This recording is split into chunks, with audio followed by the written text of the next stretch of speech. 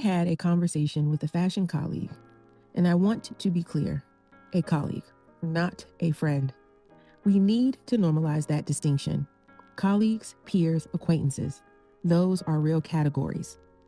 We talked about influence, content, what it means to have a presence in fashion. And in the middle of that conversation, something hit me that I've been thinking about ever since. You can be so academically sound that you become completely useless to the people around you. Let me explain. I have a bachelor's in fashion merchandising and a master's in fashion journalism. That's not a brag, it's context. Because even with both of those degrees, I can tell you, it is impossible to know everything within a single field. Fashion merchandising alone, it splits two ways. There's the buying side, the business of running inventory and making financial decisions. And then there's the visual side, the psychology of how garments are presented and experienced. Most people collapse them into one thing. They're not. Fashion journalism. That's editorial, archival history, business reporting, cultural criticism, and those are completely different disciplines. My point is, having a degree or two or three doesn't make you an expert in all of it. It means you've surveyed a lot of territory. And yet, I watch people in fashion use academic credentials like a weapon, like they're trying to win something.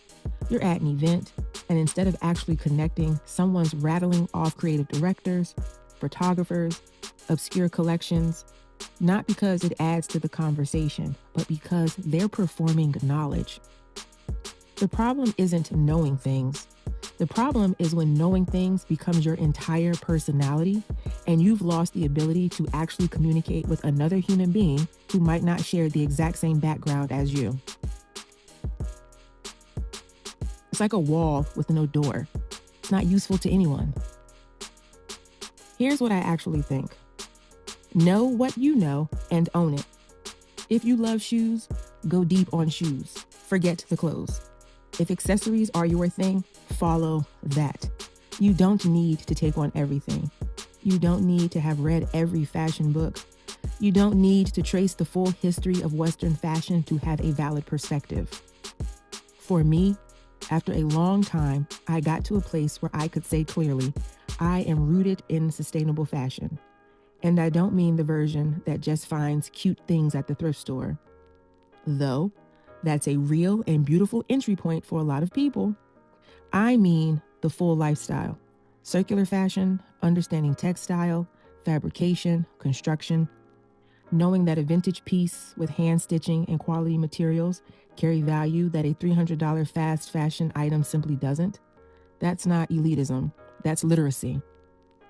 Sustainable fashion at its core is about intentionality, your wardrobe as a system, not a collection of things you bought because they were on trend, but garments you chose because they fit your lifestyle, your values, your actual closet. Think about this. Most women, most people aren't living one-dimensional lives. You have layers. You have your work wardrobe, your running errands wardrobe, your date night wardrobe, your mom at the soccer game wardrobe, and your out with friends wardrobe. Those are not the same. And when you treat them like they are, when everything commingles with no intention behind it, that's when you end up with a full closet and nothing to wear. That's when you're stress shopping because your life doesn't have a clear shape.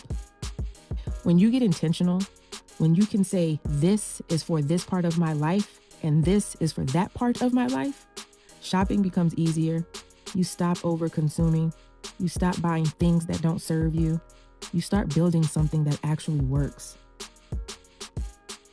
All of this is why I'm hosting a trunk show on July 18th from 12 to 4 p.m.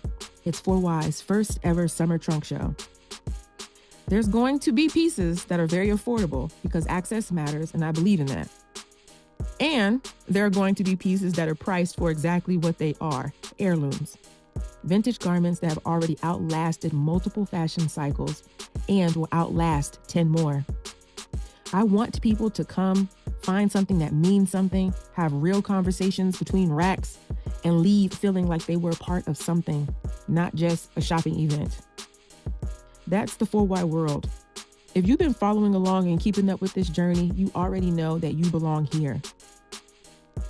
If you haven't subscribed to the Inner Circle newsletter, you need to go onto the website and do that. You need to like this video, you need to subscribe to the channel, and stay close. I'll see you at the event on the 18th of July.